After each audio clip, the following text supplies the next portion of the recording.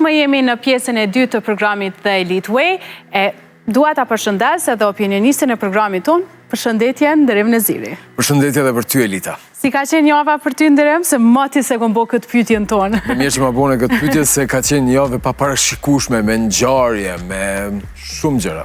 Sa të ketë ngjarje do t'jetë mirë edhe për botën tonë të televizionit. Jenë të mira, se këto t'javës që shkoj i kam pas ca gjërat që ndoshta si ç'dasht me ndodh. Fillojnë specat e djegës në studio. E ftojmë panelin tonë, e para që vjen është flutura Topliana gazetare.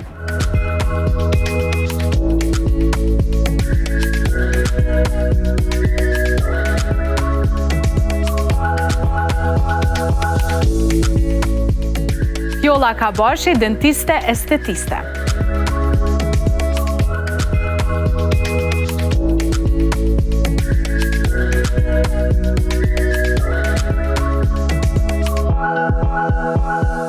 Pranvera Zhara, avokate.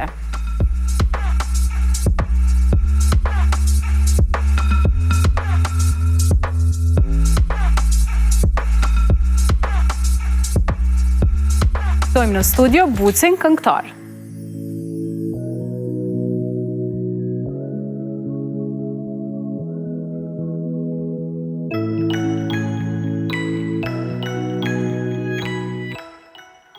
Përshëndetje dhe mirë se ardhët në Elite Way, studio sot po vizllon. Elita, mirë se u gjetëm.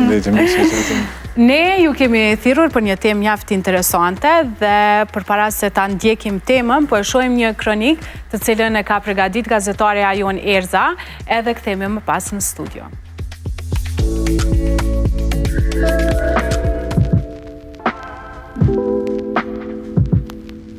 Privatësia sot është një nga çështjet më të ndjeshme të shoqërisë moderne. Në kohën e rrjeteve sociale dhe teknologjisë digjitale, kufiri mes jetës personale dhe asaj publike po bëhet gjithnjë më i paqartë.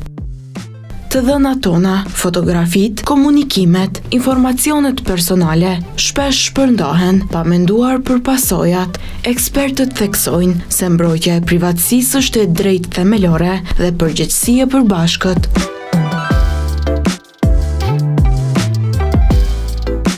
Gjithnjë e më shumë njerëz po kërkojnë kontroll mbi informacionin e tyre, duke kufizuar ekspozimin dhe duke u treguar më të kujdesshëm online. Por ndërkohë, etja për informacion shpesh çon në shkelje të kufive, sidomos kur bëhet fjalë për persona të famshëm. Edhe pse figura publike, ata nuk humbasin të drejtën për jetë private. Publikimi i detajeve personale pa leje mbetet cënimi i dinjitetit dhe të drejtave të njerëzit.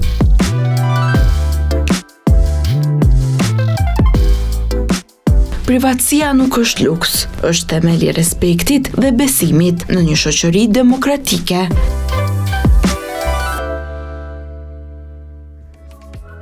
Tema për sot është thjesht privatësia. Nderim? Privatësia... Se është kjo mani që njerëz të intrigojnë faktet me ditë shumë për jetën private. Është interesant, sa ma shumë njerëz të krijojnë mure për ta mbrojtur privatësinë, aq më tepër ka njerëz të cilët duan t'i kalojnë këto mure dhe ta shuajnë kurreshtjen për ditur më shumë, por është një këtësi shumë paradoksale se si njerëz publik, por edhe të tjerët në përgjithësi duan që të kenë kontroll mbi privatësinë e tyre, ndërkohë që japin gjithçka rreth privatësisë së tyre në rrjetet sociale. Me këtë hapjen e madhe të rrjeteve dhe masivizimin e njerëzve aty, është pak si misioni pa mundur për ta ruajtur dhe trajtuar me shumë fanatizëm privatësinë. Po gjithsesi ata që ndërtojnë mure për mbrojtjen hermetike të privatësisë, gjithmonë janë prej shumë e madhe edhe për gazetarët dhe për njerëzit e tjerë për t'i futur hund bashkë. A mendojnë që po shkelet privatësia dhe nga aspekti si estetiste, sepse kemi pa shumë të tilla të cilat po i shfrytëzojnë imazhin e personave publik që krijojnë ende më shumë reakcion tek publiku? Atëherë, unë si doktoresh, privatësia e pacientit, qoftë një personazh publik apo një individi privat, është një bazë themelore e marrëdhënies pacient dhe mjek. Dhe mendoj që privatësia, do thot, ka pacientë të cilët kryejnë ndërhyrje mjekësore, qoftë estetika apo qoftë dentare, dhe pranojnë që të ruajnë privatësinë mbi këto ndërhyrje, dhe gjithashtu ka pacientë që me pëlqimin e tyre, do më thonë dëshirojnë të shpërndajnë eksperiencën mbi shërbimin që e kanë bërë. Dhe unë mendoj që për neve doktora do të me pas rëndësi, do më thonë etika, fillimisht, do më thonë baza etike dhe ligjore mbi pacientin. Do të thotë njëherë është rëndësishme të krijohet një marrëdhënie mes të patjetër, aty qëndron besimi mbi pacient. Po vetëm a mendojnë që ka ende të tillë të cilët ndoshta shkojnë një pacient dhe e përfundon shërbimin, e bën pagesën, por shumë sallone mund të themi, po i shfrytëzojnë imazhin e tyre ndoshta edhe pa miratimin. Shika, unë po flas për ne, do më thonë... Flasim general. Për general, atër nuk e di për pjesën tjetër, ndoshta mendoj që mundet me pas edhe doktor apo çfarëdo lloj profesioni që kryen ndërhyrje si dentare, stomatologjike, gjithashtu edhe estetike që nuk kanë një kartel, do më thonë të pacientit, ku shkruhet edhe dokumentohet se cila ndërhyrje mjekësore që kryhet. Mendoj që kjo ka rëndësi, përpara se të kryjmë një trajtim mjekësor dentar apo estetik, rëndësishme është që të kemi dokumentacionin dhe pyetjet se a pëlqej, domethënë të publikohet punimi se çka kemi bërë. A janë sot ndërhyrjet estetike aq tabu sot që të konsiderohen aq gjëra private? Shika, unë nuk mendoj që ndërhyrjet estetike janë problemi, është masa. Dhe përpara se të bëjmë një ndërhyrje estetike, unë mendoj që duhet me pyet veten që a dëshirojmë me bë vërtet atë ndërhyrje estetike, qoftë dentare apo faciale, apo thjesht jemi të ndikuar nga presioni i jashtëm. Jemi në një epokë digjitale ku paraqitja jonë fotografohet edhe shpërndohet brenda disa sekondave në rrjetet sociale dhe imazhi bëhet pjesë e identitetit personal. Andaj, unë e theksoj gjithmonë që estetika nuk është perfekcion absolut. Ajo duhet jetë e harmonizuar dhe e detajuar në analizë edhe të mbrojë identitetin e pacientit edhe të mos të egzagjerojë apo transformojë atë. E bukur, po ta thonin gjithë kështu. Pra Mbera, cilat janë shkeljet më të shpeshta të privatësisë që ju hasni? E drejta e privatësisë është e drejtë themelore e secilit individ. Në Kosovë, domethënë me Kushtetutën e Republikës së Kosovës, është e garantuar e drejta e privatësisë, që do të thotë se secili individ ka të drejtë që të respektohet jeta e tij familjare, private, personale, pacënueshmëria e banesës, fshehtësia, korrespondencës si edhe e komunikimit. Ne çdo ditë hasim në shkeljet të privatësisë, pavarësisht që ndoshta nuk është një temë që ndoshta trajtohet shumë ose që japim rëndësinë e duhur aq sa i takon dhe meriton. Në aspektin ligjor, përveç se është e garantuar si e drejtë themelore me kushtetutë, e kemi domethënë edhe në aspektin e procedurë penale. Për shembull, përgjimi pa autorizuar është vepër penale, fotografimi apo incizimi pa autorizuar po ashtu është vepër penale. Ndërsa në procedurë civile e kemi ligjin, domethënë ku mbrohet me ligjin për mbrojtjen e të dhënave personale, ku askujt nuk mund të publikohet emri, numri personal, adresa e tij, si dhe të dhënat shëndetësore, domethënë mbi shëndetin e tij pa pëlqimin e tij paraprak.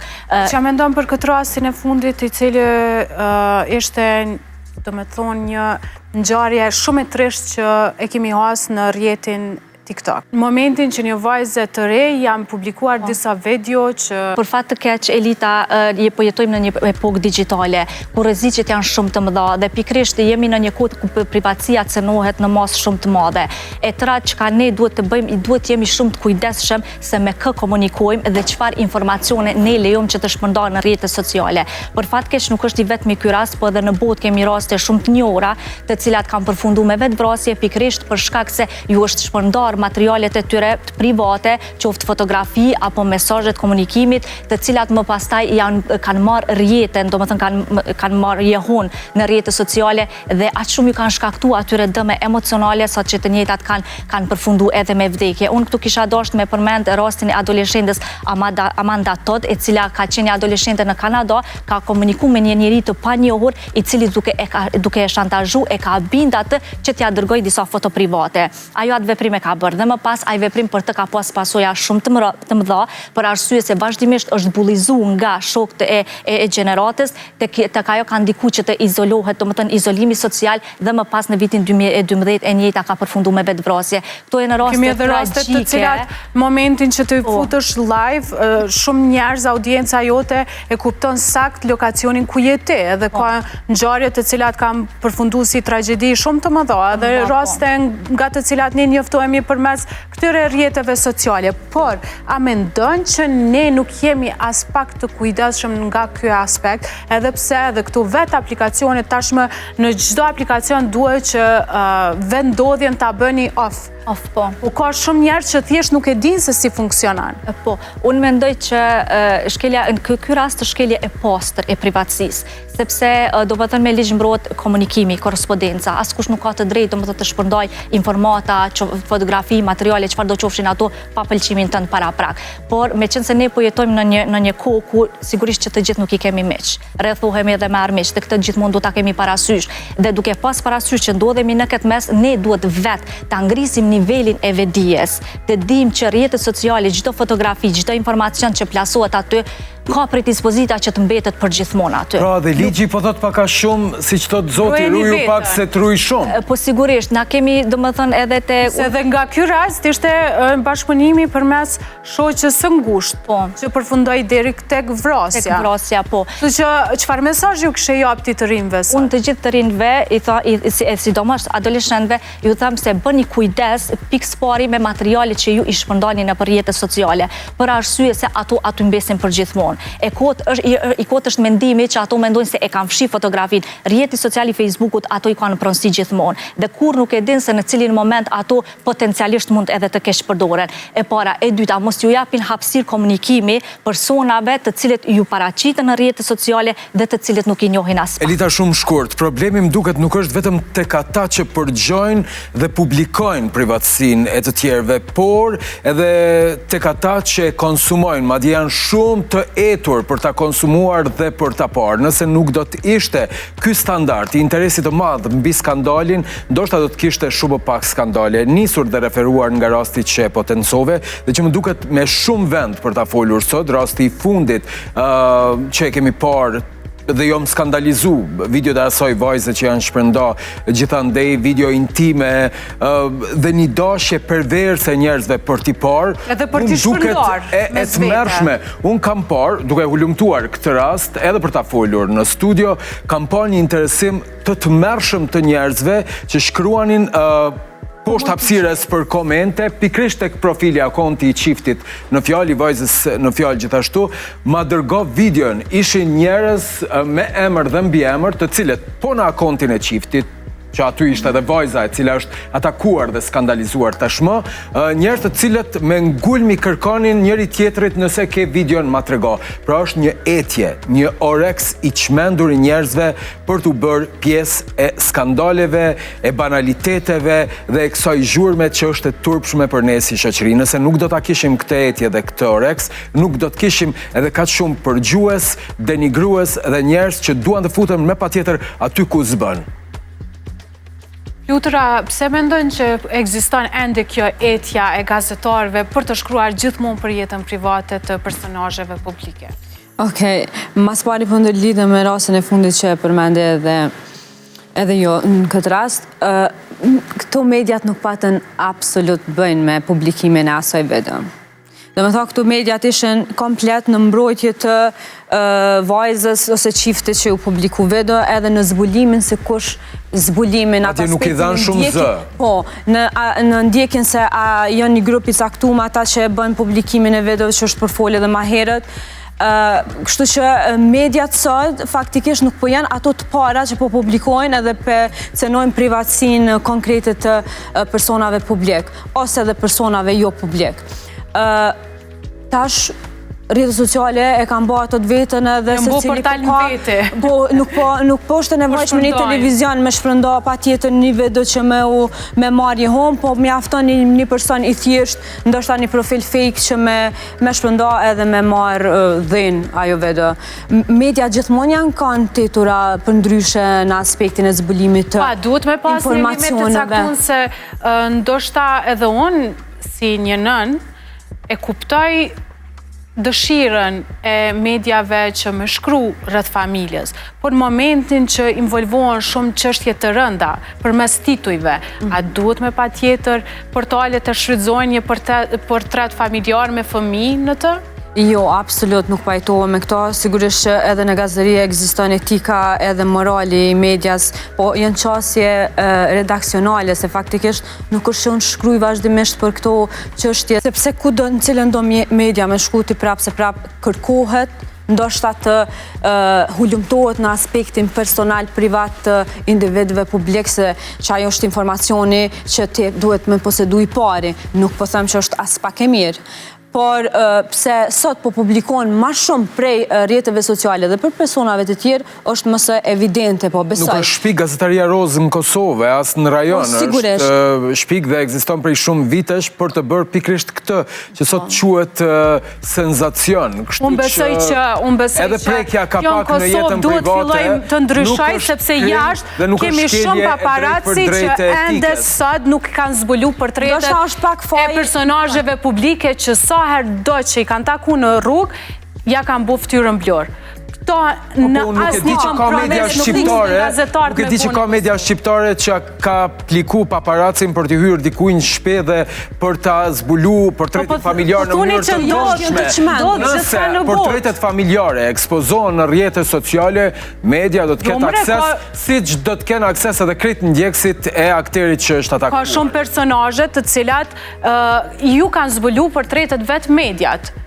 Kemi rastin e Marina Vjocë e Getit nuk e kanë zbulu deri në moshën mund t'i drejtojnë organeve të drejtësisë, si që kam bërë. Unë për shembull kam rastin me Aurora Susurin, të cilës media ku punoj, ja ka zbulu portretin familjar, pa dashjen e saj, pa publikimin e saj, dhe po ajo ka qenë gati për të deponuar një padi që është krejt e drejt, kur ajo nuk ka dhënë material për publikim, kur ajo e ka mbrojtur në mënyrë hermetike privatësinë e saj dhe portretin e familjes, dhe dikush e ka nxjerr pa dashje, pëlqim dhe pa prezencë në botën virtuale, atëherë janë organet të drejtësisë dhe le të deponojnë padi. Po, këto padi nuk po bëhen shpesh, edhe nuk po bëhen se kozgjatja atyre është 6-7 vite. Nuk mund të ndrojmë tash kalvarin edhe atë se si rrjedhin çështjet. Po që kjo nëse këtu kishin qenë më të shpejta, të garantoj që sot kishe pas megjithatë duhet me tonë Elita që media është vedisu shumë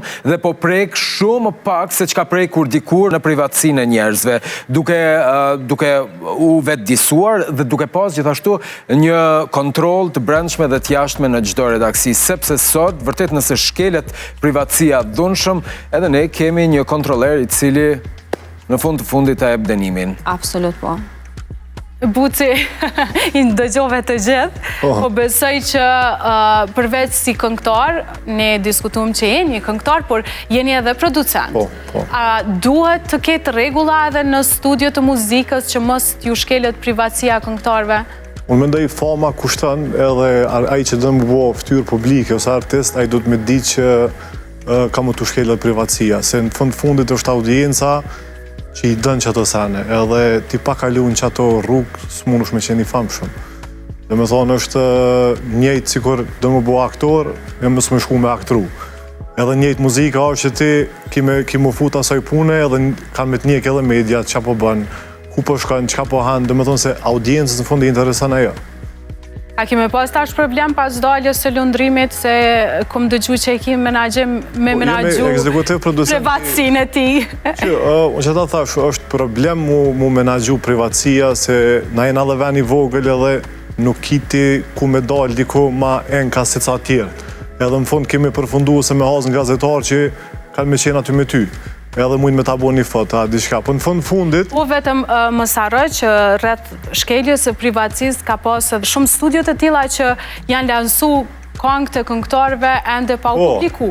Edhe këtu është një farë shkelje privatësisë. Më falin që përmengoj, po këtu ka rjedh, ka raste që unë specifikisht i një, që ka bashkëpunëtori në një këngë, ja ka publiku kolegut vetë që ka pas pjesëmarrës, kështu që ajo pjesë... Është dallana ka qenë punë e marketingut. Aty ka shumë të tilla që mundën edhe me organizu vetë. Po, se ka njerë bot me qëllim, po ky den se ndodhin në studio. Ndodhin, po, nëse ti, por a e lefsh ti si producent dush me di që demon nuk i dërgohet askuj.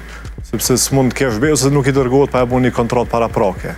Po si producent, nëse i beson ti dikujt ose ja lëshon këngën për disa sekonda dhe nuk e din që dikush po të inqizon, kemi edhe raste të tilla që... Ajo shkelje, pasaj du me fillu me padi, normal.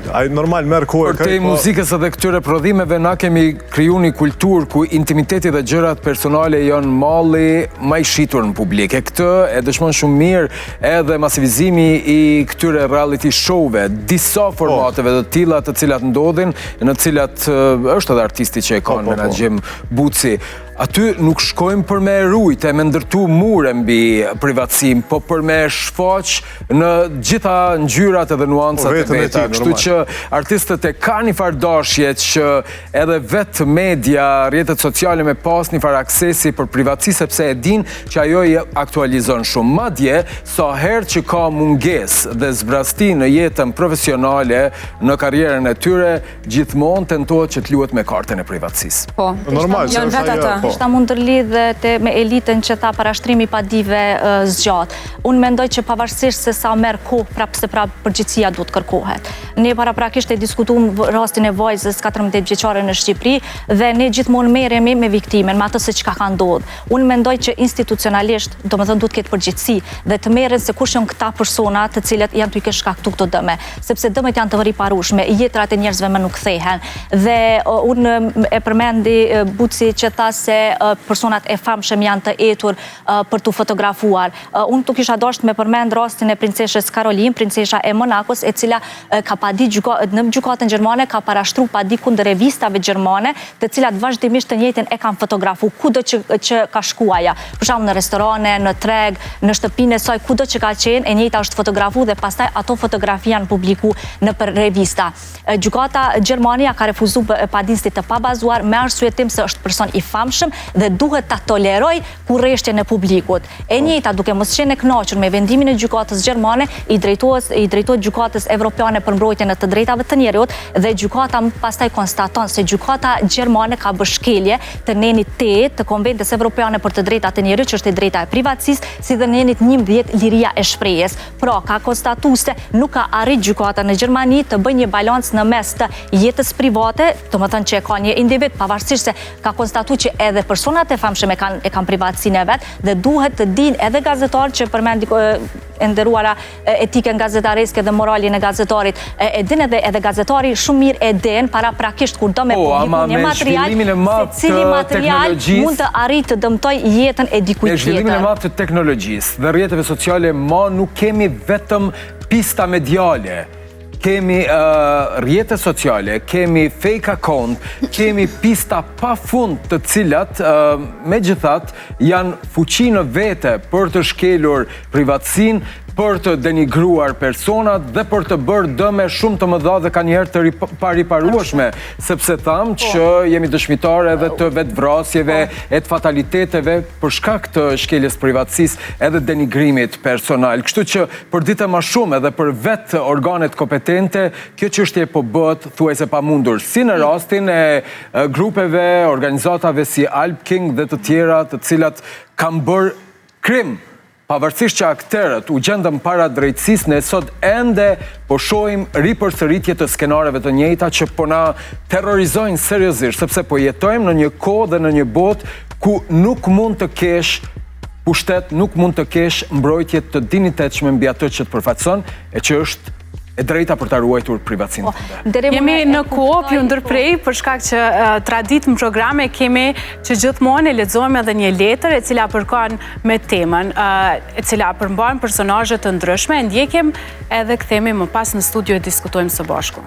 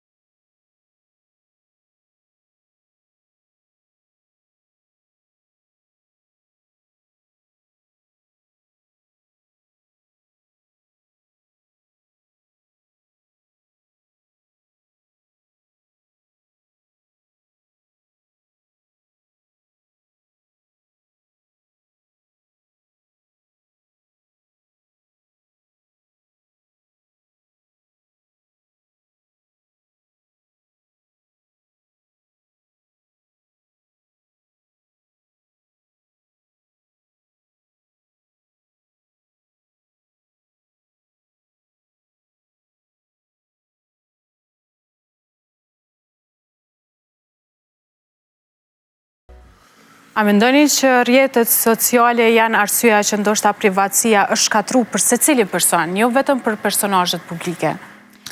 Sigurisht është thelbi që gjithçka është shkatru, po për shkak të mos edukimit të duhur, për shkak të fushatave që mungojnë jashtëzakonisht në vendin tonë, se na duhet me pas shqip diçka fushata e vetëdijsuese shqip se çka janë rrjetet sociale mas pari, çka duhet më publiku, çka duhet me jap çatë ti si mendim, se çfarë do qofse ka më mbeq atë. Po mendoj që këto të mungojnë edhe nuk jemi na shoqëri që ulemi edhe vetëdijsojmë veten, mësojmë çka po dojna me publiku, çka po dojna me bën. Nuk po flas në përgjithësi, po është pjesë shumica për çet arsye edhe jemi ku jemi tu e diskutu këtë temë. Privatësia faktikisht është problem në gjithë botën, nuk është pasi që rrjetet sociale ekzistojnë në gjithë botën edhe është ndoshta njëra ndër temat më të përfolura të momentit, se nuk ka më asgjë private. Kojshia ta që me dritare hapur që jetu të vesh një majis, të bëjnë vetë do të qetë në rrjetet sociale, pa dëshirë, po marrë një shembull ndoshta banal, po delin që të pika shku, që veç me i rrit klikimet, ose veç me përfitu diçka në dëm të tjetrit. Në një kohë, dikur portalet e kam vendosë se a publikon këto video apo jo. Tashmë gjithë këta individ që përshkelin privatësisë, po ka nevojë muas për portale, se po qarkullojnë në për rrjetet sociale, nuk ka nevojë mu për ndihmën e askujt. Do të thotë janë të lirshëm me shkel çdo lloj privatësie. Se media ka një filtr, po rrjetet sociale. Në makinë edhe në shtëpi ti je i rrezikum që dikush është duke të xhiru.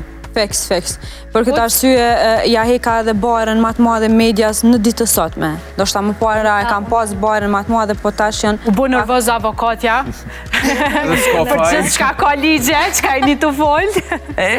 Unë mendoj që ka ende shumë hapësira të cilat duhet plotësohen sa i përket ligjet, se ende disa shkelje të privatësisë nuk ekzistojnë as ligje të tilla të cilat mbrojnë.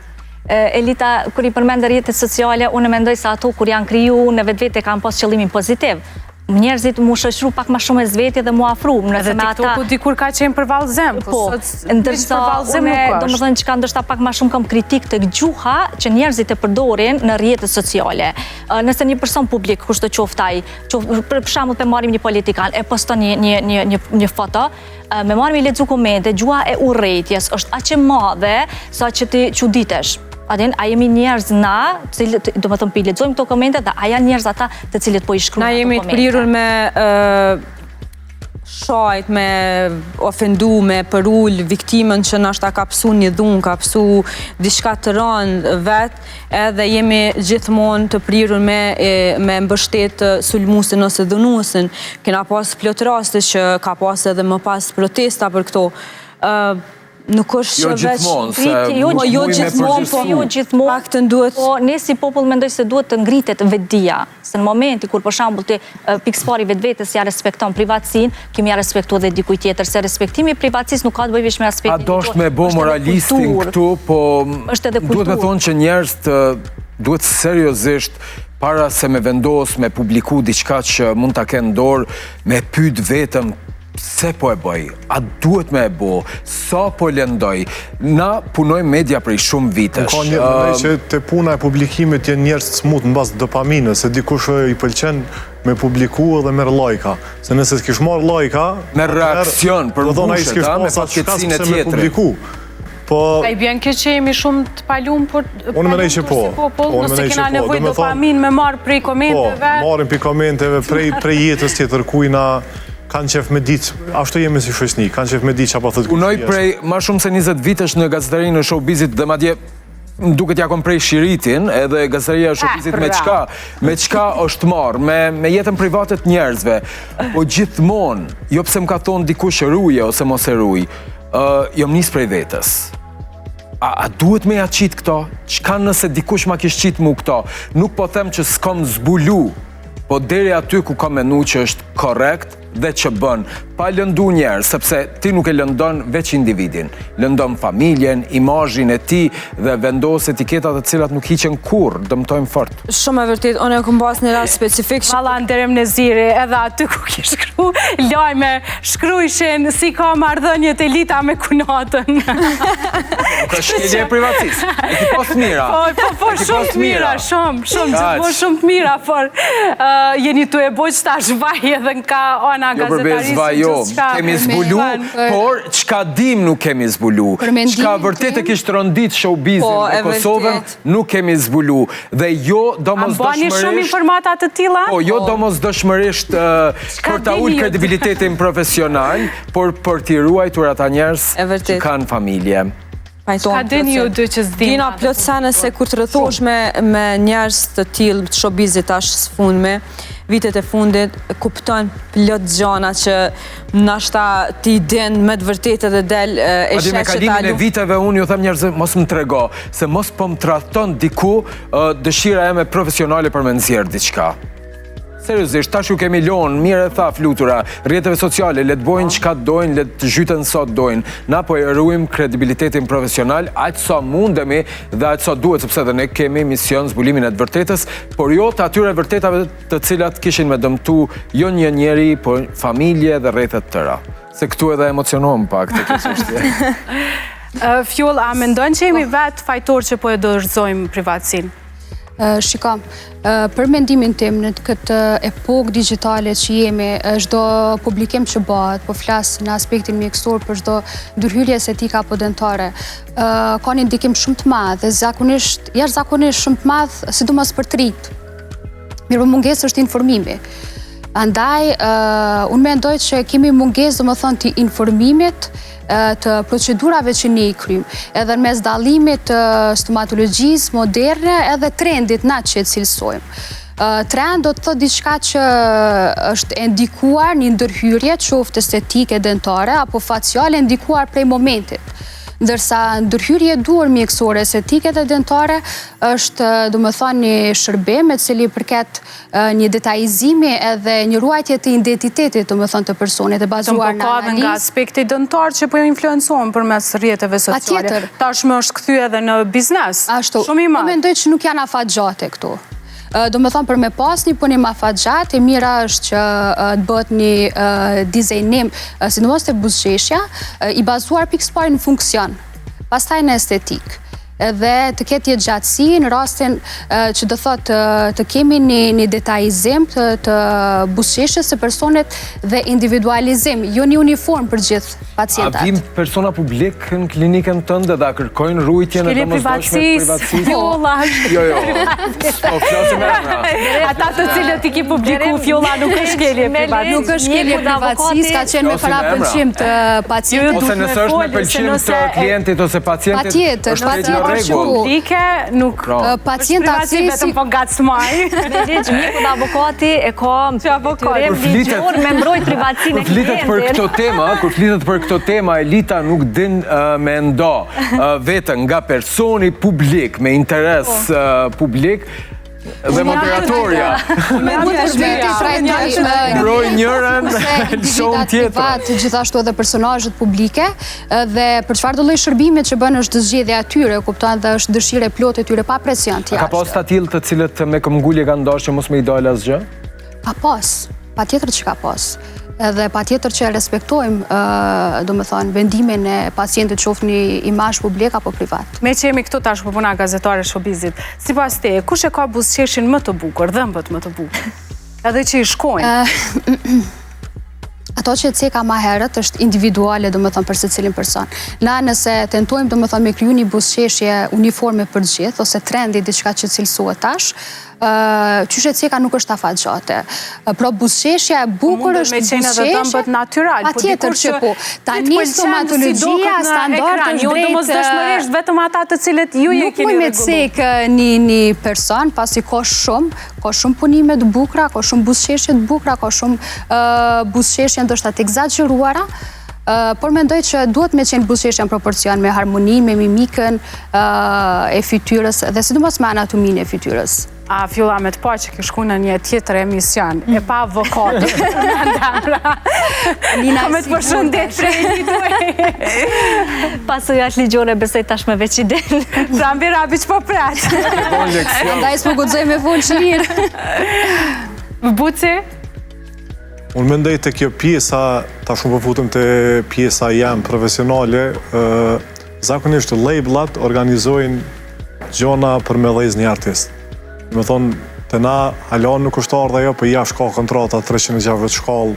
Do të thotë strategjit është vim nga strategji jo. komplet, po. është strategji e labelit, me tim bashkëpunim me media, kime ndërtu një karierë të një artistit, ashtu si ti eshe mas mirti për ta. Dhe me thonë, artistin nuk vetet në asë një formë.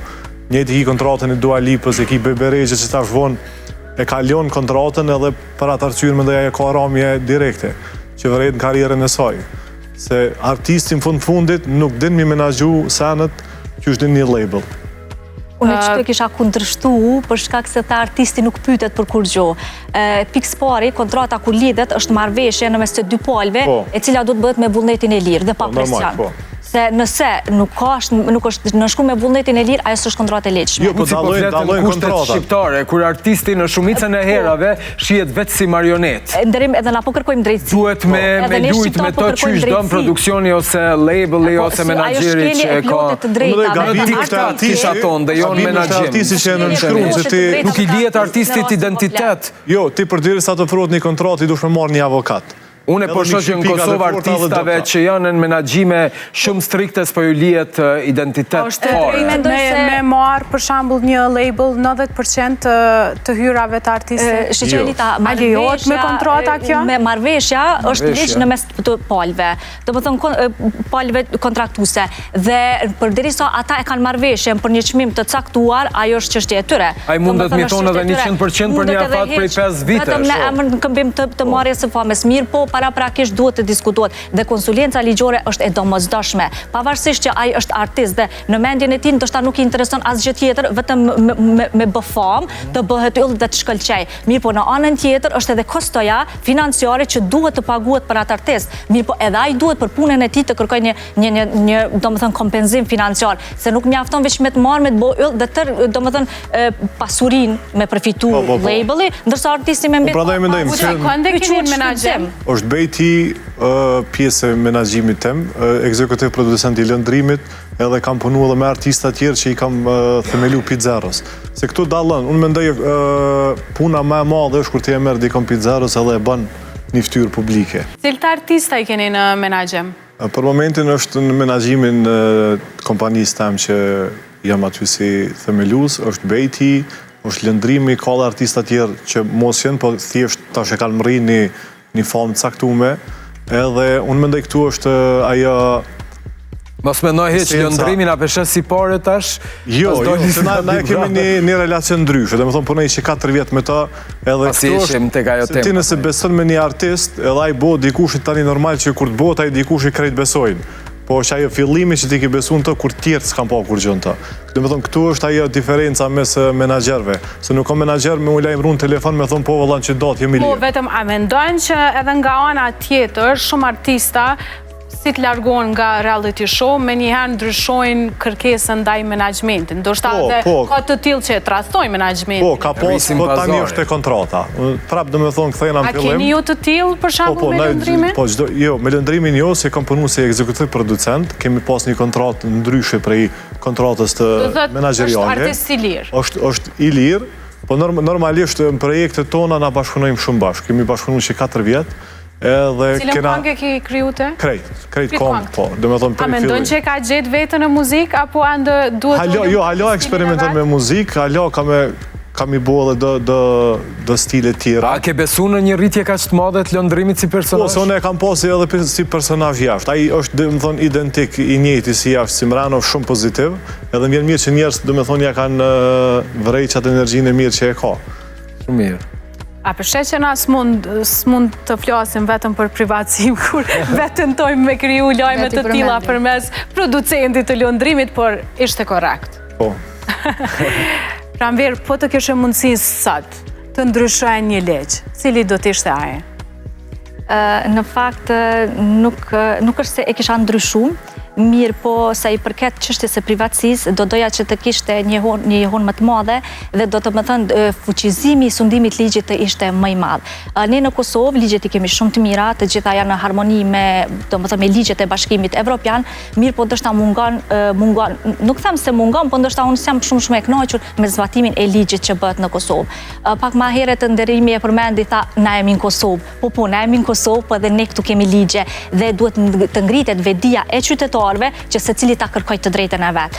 Isha ndërlidh edhe me Kur thash jemi në Kosovë, pa të parasysh sa funksionon dhe sa ligji bën më të mirë. Sa shpejtisht dashur me u zbulu për shembull prej nga janë publiku videot e se na kemi ligje të shkruar mrekullisht, po të aplikume keqësisht. Po nëse i kena të BE-s, faktikisht ata janë shoqëri e avancume tjetër nivel, i kanë kalu në një vend me nepotizëm, në një vend me zhagitje të mërshme. Dhe nuk mundet po. Nëse një person, një individ nuk ka ngull që ta realizoj të drejtën e tij, po nisemi prej asaj se duhet me prit shumë gjatë. Në rregull, ki me prit, po ma mirë është me prit diçka se mos me prit asgjë. Po ma mirë është e drejta jote mu. Ne jemi si shoqëri, po ne bëhemi model për tjetër. Unë veç desha me thonë që kjo ecja e madhe e jona për të pas qasje të privatësia e tjetrit, ma tepër më duket si një farë dashje për kontrol edhe krahasim.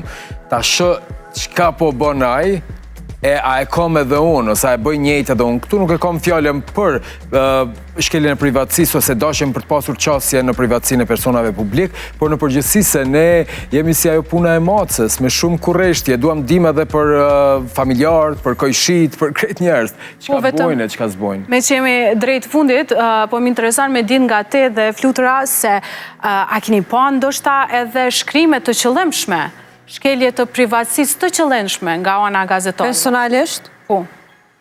Jo te a i ki bo, pa ki dëgju për rastet të tjera të cilat kanë qenë të qëllimshme. Ku taman media ka qenë ajo pika e marrjes së informacionit, kanë qenë tendencioze të qëllimshme për shkak që me ka një pari që zbulon diçka që po dyshohet me pikpyetje ato tyty me pikpyetje vazhdimisht. Jo, mirë shumë që ka perëndu ajo koha e shkrimeve të orkestrume, që jo domosdoshmërisht kanë qenë të pavërteta, por kanë qenë të orkestrume për të denigru persona caktuar publik, qofshin nga jeta politike, apo ajo e artit dhe showbiz. Tash çka po vrej Elita, ta lidhë çta edhe për përfundojun, është që personat publik ka emra specifik që e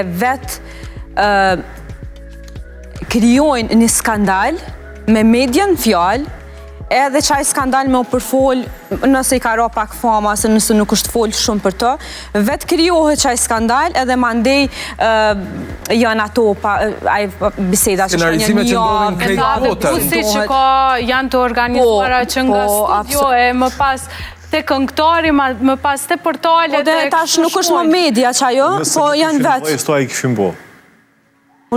Po unë e mendoj që mo thjesht nuk shesin këtu. Jo, la shesin edhe shumë. Sidomos edhe ato fotografit në rrjetet sociale kinë se janë të martuar, e mandej del klipi që... Sot ma shumë shetë lajmi për një divorc të një x këngëtari atë figure publike qofte dhe lajmi rrej shumë se cili projekt. Që jeta private gjithmonë ka edhe ashtu projektet të cilat po tentojmë i targetu me fotografi si misterioze, është martuar këngëtare, po nëse vrej që fejk atëherë po, se sot njështë e vrejnë ata. Që që mo nuk përshesin këto lojme, duhet gjenë diçka të tjetër. Ti e din shumë mirë që para ardhjes një projektit, një x artisti ose këngëtari gjithmonë simulohet një skandal. Interesant. Falemderit shumë që ishit në Elite Way dhe për fund falemderojmë partnerin ton Kolegjin AB, institucioni më i madh jo publik në trojes shqiptare, lider i arsimit të lartë tash mbi 2 dekada. AB ka hapur afatin për transfer të studimeve në shumë programe, ku mund të gjeni veten dhe të bëni ndryshimin që meritoni. Për më shumë informacioni, kontaktoni zyrën e transfereve në numrin 048 999 006. British School of Kosova është i ndërtuar mbi standarde evropiane. Ai është një institucion edukativ arsimor që ofron shkollim bashkëkohor për të gjithë nxënësit në të gjitha nivelet e arsimit para universitar. Në BSK tashmë mund të gjeni drejtimin më të ri programimin. Kaq edhe për këtë edicion. Faleminderit Ndrim Neziri. Ne do të takohemi përsëri të dielën e ardhshme në orën 20:15. Natën e mirë.